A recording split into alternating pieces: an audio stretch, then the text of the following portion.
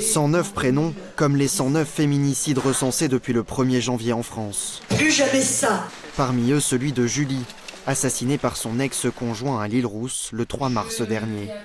Son père prend difficilement la parole. Je voudrais qu'on m'explique pourquoi on peut laisser une femme en détresse et rigoler quand elle vient au commissariat de police, parce qu'on a l'habitude de la voir.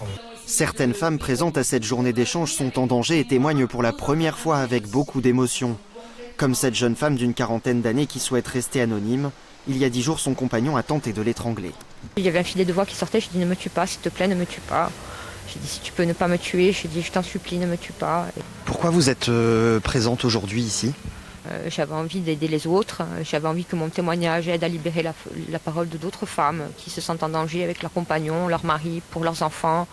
La procureure de Bastia et le préfet de Haute-Corse ont débattu sur les moyens de prévention. Des échanges tendus qui montrent la détresse des victimes face au pouvoir public. L'effort de formation existe dans les services de police et de gendarmerie. J'entends bien qu'ils ne vous satisfont pas, mais c'est une réalité. Entre votre parole qui est, effectivement, vous portez ce que vous croyez, ce que vous pouvez faire à votre niveau, et ce qu'on a entendu ce matin, j'ai l'impression qu'il y a un océan, un univers. Le but de ces débats, créer un sursaut dans la société, car les associations affirment que la parole des femmes victimes n'est pas toujours entendue par la justice. Il y a des défaillances, et nous, quand on demande qu'il y ait des réactions urgentes de la part de l'État, c'est bien cela qu'on pointe.